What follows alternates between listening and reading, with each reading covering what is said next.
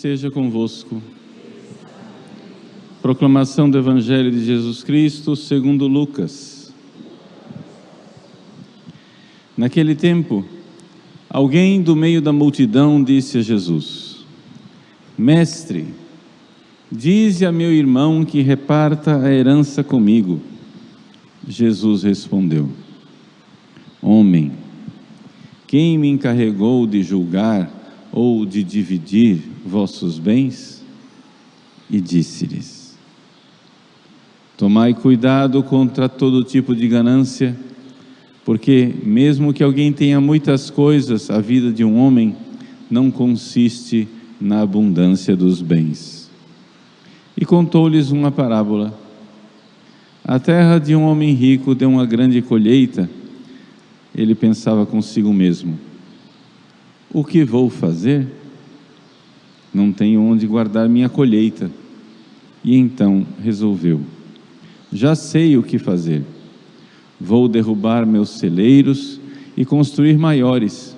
Neles vou guardar todo o meu trigo junto com meus bens, e então poderei dizer a mim mesmo: meu caro, tu tens uma boa reserva para muitos anos. Descansa, come, bebe, aproveita. Mas Deus lhe disse: louco, ainda nesta noite pedirão de volta a tua vida, e para quem ficará o que tu acumulaste? E assim acontece com quem ajunta tesouros para si mesmo, mas não é rico diante de Deus. Palavra da salvação.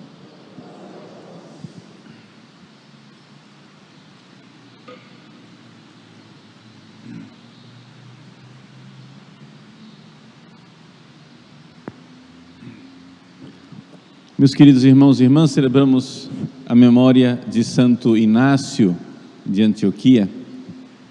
Santo Inácio foi um bispo, mártir, padre da igreja, doutor da igreja, e ele morreu no início mesmo do nosso cristianismo, no início, né, da era cristã. Ele certamente conheceu os apóstolos, conheceu São Pedro. Ele viveu na cidade de Antioquia, na Síria. E a cidade de Antioquia foi o lugar onde pela primeira vez os cristãos foram chamados de cristãos. Foi ali que surgiu a palavra cristão. É isso que nos diz os Atos dos Apóstolos. Pois bem, ali São Pedro exerceu durante algum tempo o seu ministério, o seu pastoreio. Então se diz que São Pedro é o primeiro bispo de Antioquia. Acontece que veio Inácio, né, depois de São Pedro, não imediatamente depois de São Pedro, mas ele foi bispo de Antioquia, e ele então foi aprisionado na época do imperador Trajano. Então, para vocês terem ideia, nós estamos aqui por volta do ano 100 depois de Cristo, né?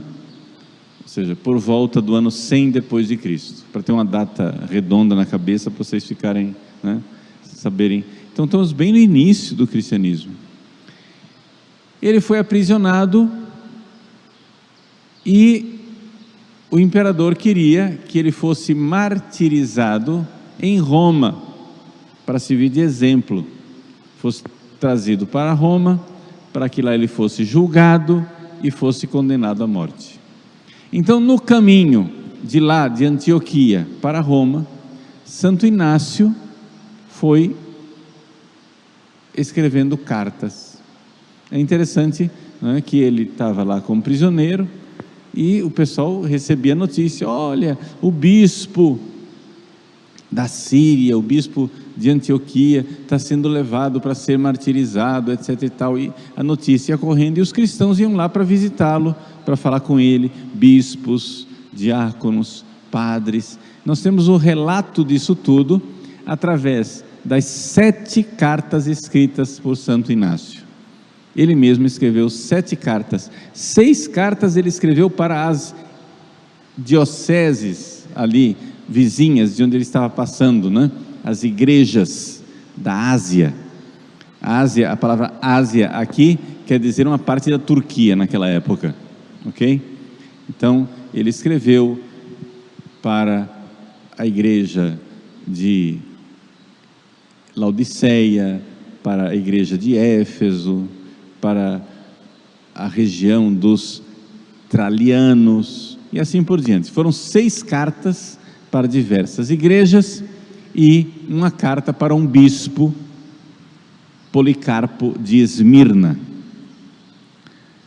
O fato é que, quando ele estava no caminho, ele já ouviu falar que os cristãos de Roma estavam confabulando para soltá-lo, para fazer alguma coisa para que ele conseguisse escapar do julgamento. E ele então escreveu uma carta para Roma, para os cristãos de Roma, que naquela época provavelmente estava sem papa, estava sede vacante, porque os primeiros papas todos morriam martirizados, né? Era só eleger o papa que o imperador ia lá, prendia e matava. Foi uma série de papas que morreram mártires, e provavelmente então estava sem papa, porque ele escreve para a igreja de Roma, mas não saúda o bispo de Roma. Todas as outras cartas ele saúda o bispo, mas em Roma não.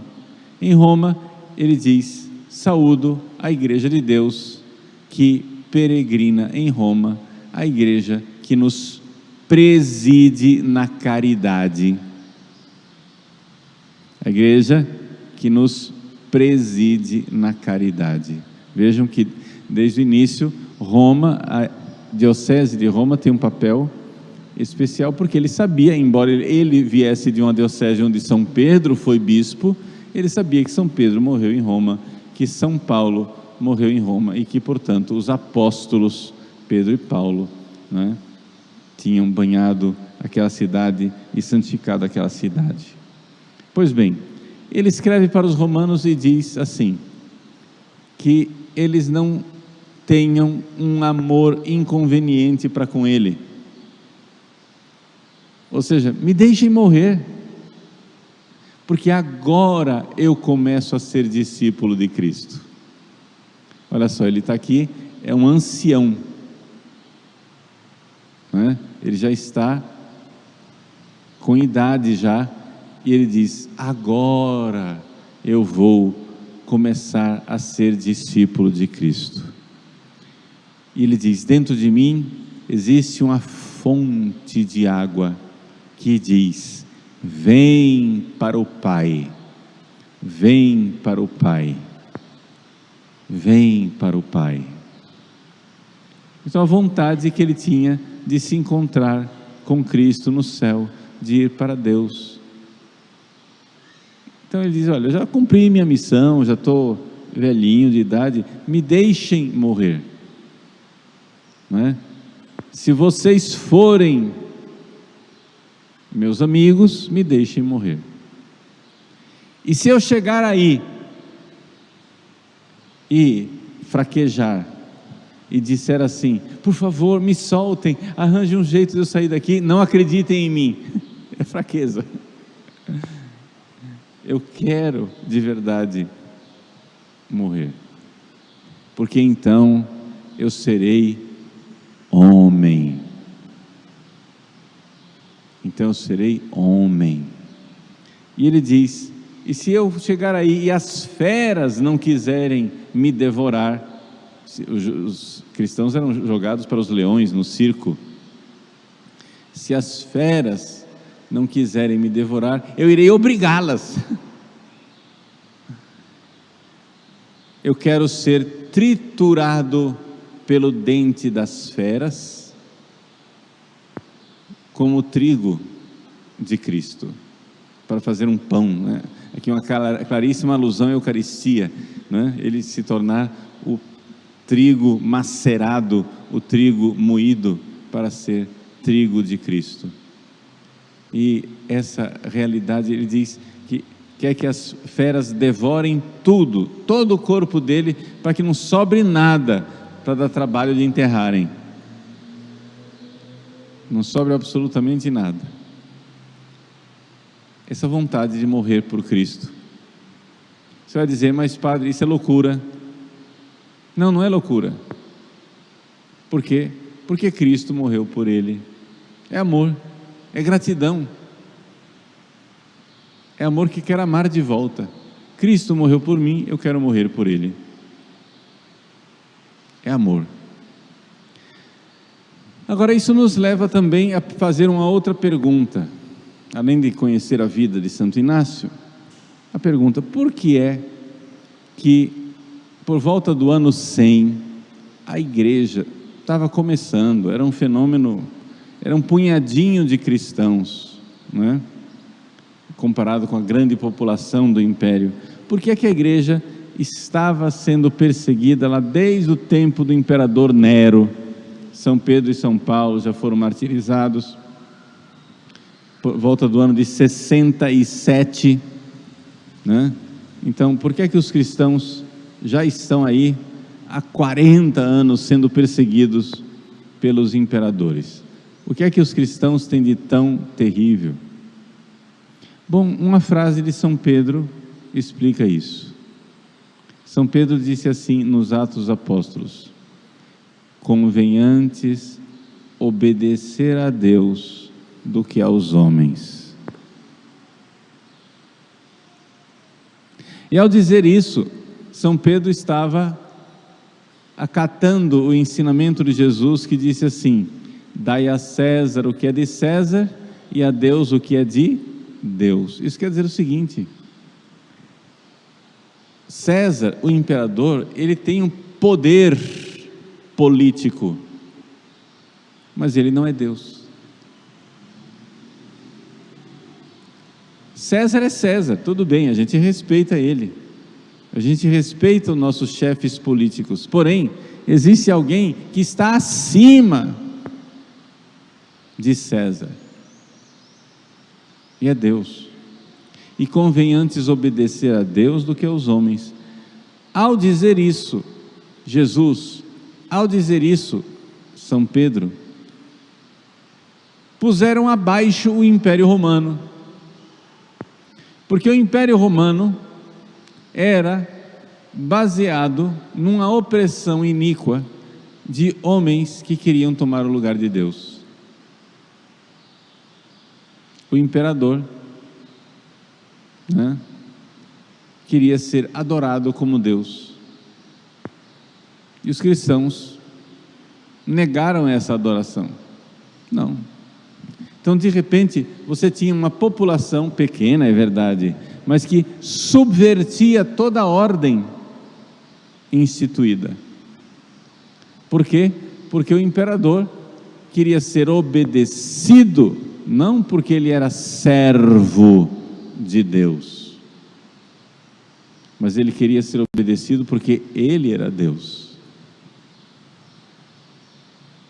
Meus queridos, isso nos ensina a respeito da obediência cristã. A obediência cristã, nós cristãos temos a virtude da obediência, mas nós obedecemos aos servos de Deus, e não a pequenos deuses. Ou seja, as autoridades civis, mas também as eclesiásticas, elas têm poder enquanto servem a Deus, enquanto dizem o que Deus diz e pedem o que Deus pede. É dali que brota a autoridade deles. Portanto, não existe nenhuma autoridade humana, por exemplo, que possa mandar alguma coisa contrário à vontade de Deus. Nós cristãos sabemos que existem leis imorais, existem leis iníquas, existem leis que não podem ser desobedecidas, não podem ser obedecidas. A desobediência civil dos cristãos é uma realidade que está lá desde o início. Foi por isso que o Império Romano veio abaixo, porque de repente o Império, todo mundo começa a obedecer, está tudo ótimo, mas se de repente os cristãos crescem e diz, eu obedeço, vírgula, só até onde vocês mandam aquilo que não é contrário a Deus, mas se vocês começarem a mandar coisas contrárias a Deus, eu irei desobedecer. É por isso que todos os impérios da face da terra odiaram os cristãos. Todos aqueles que quiseram tomar o lugar de Deus, odiaram os cristãos. As pessoas não sabem por que a Igreja Católica é tão perseguida no mundo inteiro. A Igreja Católica é perseguida no mundo inteiro, mais do que as igrejas protestantes, porque nós, católicos, ao contrário dos protestantes, cremos que existem leis de Deus na própria estrutura das coisas. Por exemplo, pergunte a um protestante por que é que não pode haver casamento para duas pessoas do mesmo sexo. Ele vai dizer, porque a Bíblia proíbe.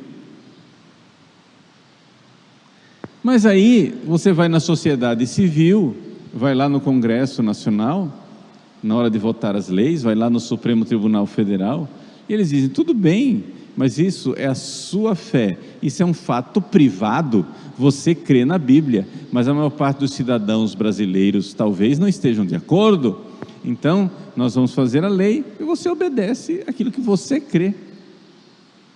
Por quê? Porque está escrito na Bíblia que não pode, então você que crê na Bíblia, obedece a Bíblia, mas quem não crê na Bíblia vai fazer outra coisa.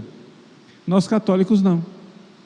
Nós católicos, pergunte a um católico por que é que não pode ter casamento para duas pessoas do mesmo sexo. Porque Deus não fez assim. Na estrutura da realidade, Deus, quando criou, filosoficamente falando, quando você olha a natureza do sexo humano, o homem foi feito para a mulher e a mulher para o homem, e é assim que funciona. Podem rasgar todas as Bíblias do mundo, isso vai continuar sendo verdade e gritando, porque isso está na estrutura da realidade.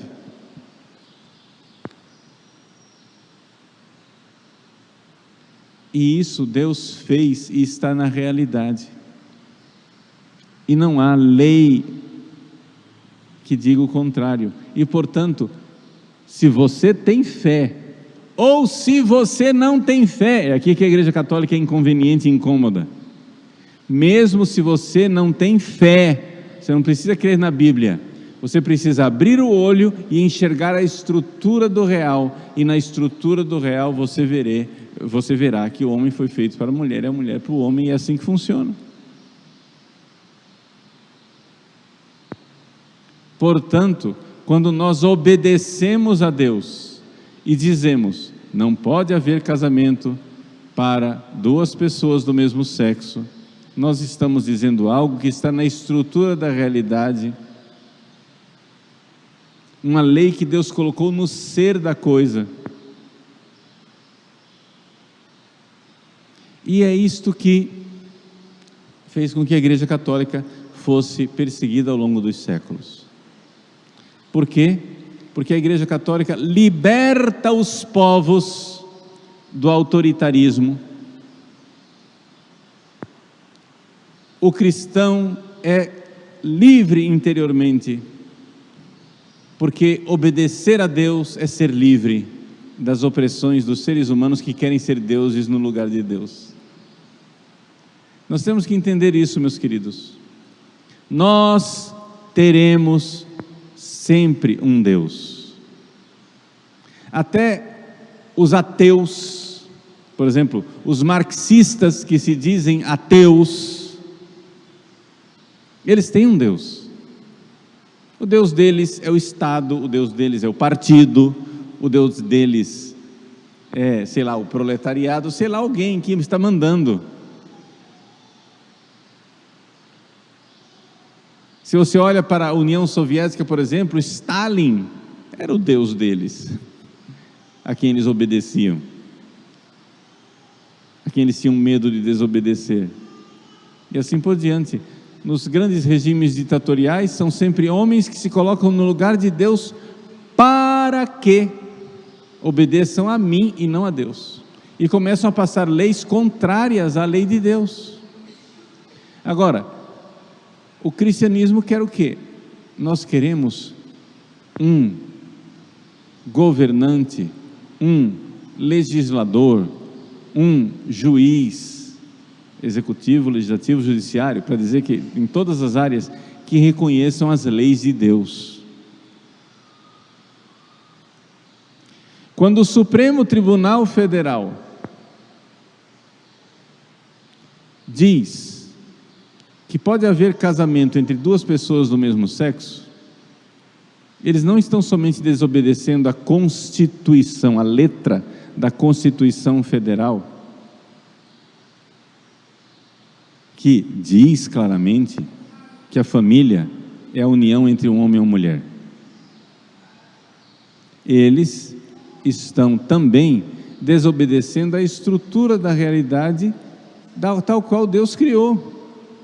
Então, papel aceita tudo, você pode fazer quantas, podem até mudar o texto da Constituição. Nós somos contra esta decisão do Supremo, de que pode haver união de família, casamento entre duas pessoas do mesmo sexo, não porque está na Constituição o contrário. Claro, está na Constituição o contrário, eles também desobedeceram a Constituição. O Supremo também fez uma decisão totalmente na contramão daquilo que está escrito no texto constitucional. Mas mesmo que o Congresso se reúna e faça uma emenda constitucional e mude o texto da Constituição, nós continuaremos sendo contra. Porque está na estrutura da realidade o que é uma família. A família natural. O pessoal gosta de usar a palavra, você é a favor da família tradicional. Não! Ela é tradicional também, mas eu sou a favor da família natural, a família que está na natureza das coisas, na estrutura do ser, daquilo que é o ser humano, da natureza humana. É aqui que está a coisa. Então, por isso, nós cristãos, desde o início, somos uma pedra no sapato dos grandes ditadores, grandes senhores que querem mandar em tudo e querem dizer o que é o certo e o que é o errado. Quando a serpente no paraíso seduziu os nossos primeiros pais, ela fez com que eles comessem da árvore do bem e do mal. O que é isso? Para que o ser humano tomasse o lugar de Deus, sereis como deuses, e pudessem eles, ser humanos, decidir o que é bom e o que é mal. Mas isso não somos nós quem dizemos, é Deus quem diz. Quem diz o que é o bem e o que é o mal é Deus. Quem se coloca no trono para decidir, para arbitrar o que é o bem e o que é o mal, está se colocando no lugar de Deus. E eu tenho pena dessas pessoas. Por quê? Porque serão destronadas. Mais cedo ou mais tarde, o fim das pessoas que se colocam no lugar de Deus é péssimo. Não estou jogando praga, eu estou constatando historicamente. Santo Inácio de Antioquia foi martirizado pelo imperador Trajano. Quando foi a última vez que você viu um imperador romano andando pela rua? No entanto, você vê bispos católicos ainda hoje andando pela rua, sim ou não? Quem foi que acabou? Foi o Império Romano, não a igreja. A igreja pode ser perseguida, pode ficar menor, pode ser diminuída, pode ficar um pequeno rebanho escondido nas catacumbas, mas nós temos a certeza de que as portas do inferno não prevalecerão. Nós temos certeza absoluta de que a igreja não irá acabar. Nós não estamos aqui num debate para decidir, quem será que vai vencer, Jesus ou Satanás? Não, nós sabemos quem venceu, Jesus venceu, e o diabo sabe disso, e ele sabe que ele tem pouco tempo.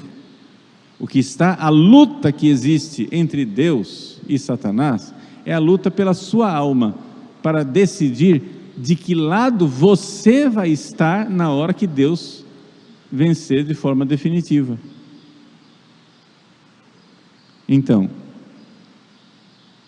nós estaremos junto de Jesus quando ouvirmos aquele grito de alegria que diz: venceu o leão de Judá, fugi partes adversas, vade retro Satana. De que lado nós estaremos quando for entoado o grande aleluia? De que parte nós estaremos quando triunfar o imaculado coração de Maria? De que parte nós estaremos quando Jesus vier na sua glória para julgar os vivos e os mortos, e o seu reino não terá fim? Essa é a pergunta. Portanto, nós já sabemos quem é o vencedor. O que estamos lutando é para que nós e o maior número possível de irmãos esteja nesse grande coro triunfante e alegre, cantando a vitória do Cordeiro, que imolado está de pé, glorioso, esperando por nós no céu.